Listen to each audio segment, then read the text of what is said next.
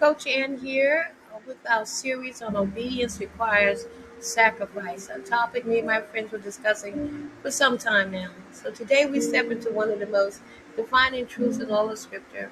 Obedience is always personal, and sacrifice always targets what you love most. This is not theory, this is Genesis 22. This is Abraham, the altar, the knife, the moment where obedience becomes costly and holy. Let's walk through it together. Point one: obedience is always personal. God did not send a messenger, He did not post a decree, did not even address the household of Abraham. He said one word, and one word only: Abraham. And Abraham answered with one of the most significant word responses in all of Scripture: Here I am, meaning present, available, unhidden, and answerable.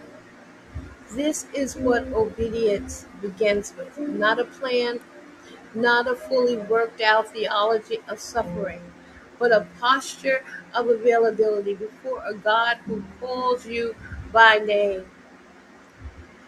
The call always comes before the explanation. We see that in Genesis 22 and 2.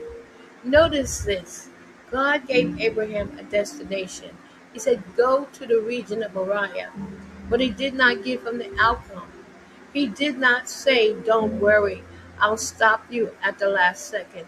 He did not say, This is a test. He simply said this: Go, take, and offer. Obedience that requires a full explanation first is not obedience, it is negotiation. God rarely tells you the end before He shows you the next step. Abraham rose early. Obedience does not procrastinate. We see it in Genesis 22 and 3. The text says this: Abraham rose early in the morning. He did not sleep on it for a week. He did not consult his feelings. He did not wait until obedience felt comfortable. He moved, walking in obedience. The speed of his response is itself a statement of faith.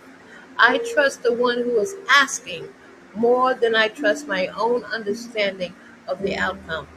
Look at this illustration: the danger that lies in delayed obedience. We enter into a hidden negotiation with God when we do that. We tell ourselves we're still praying about it, when what we really mean is, I hope that He changes His mind.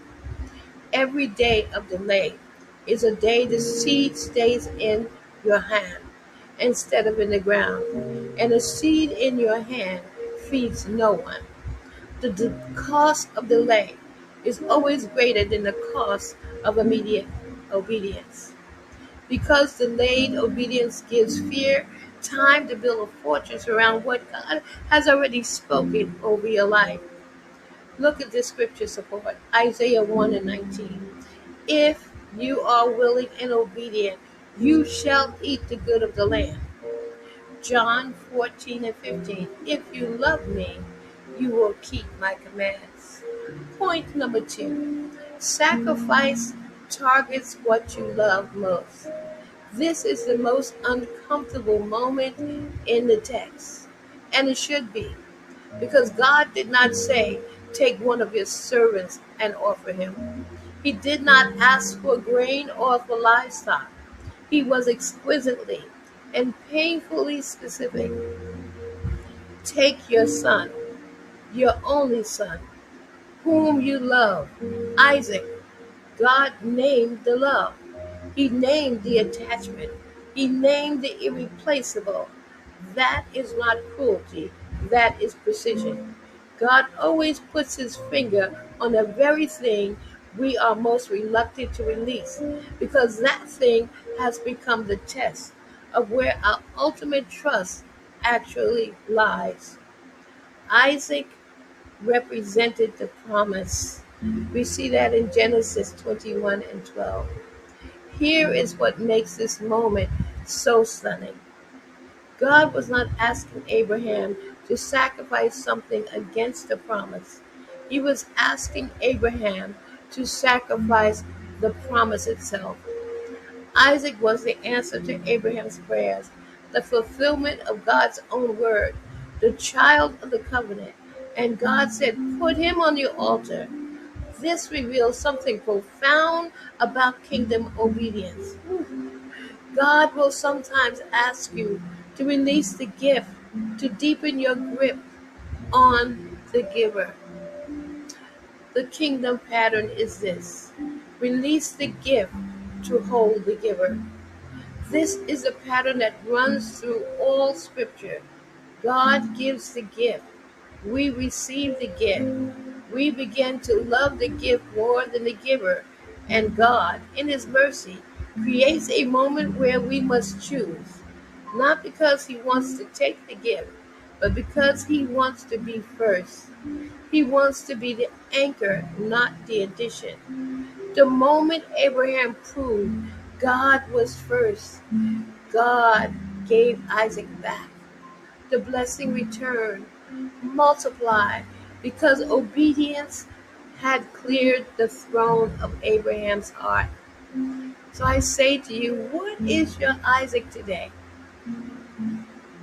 Somebody's Isaac is relationship. It is a business plan they built without God. Somebody's Isaac is their reputation, the way people see them, and they cannot release that image, even when God is asking them to step into something new.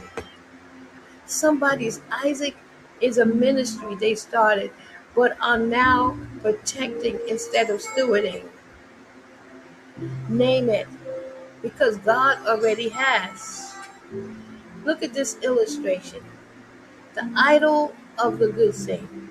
The most dangerous idols are not obviously evil things. They are beautiful things.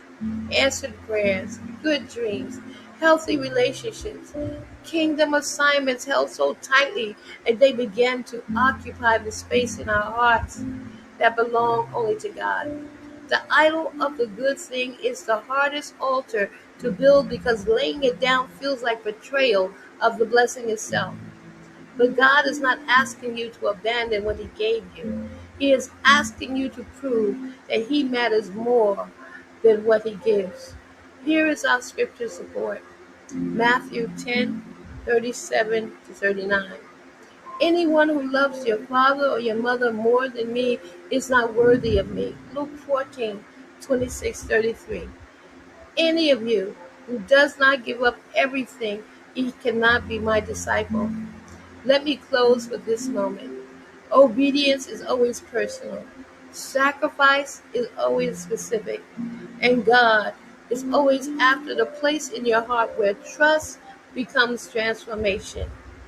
He calls you by name.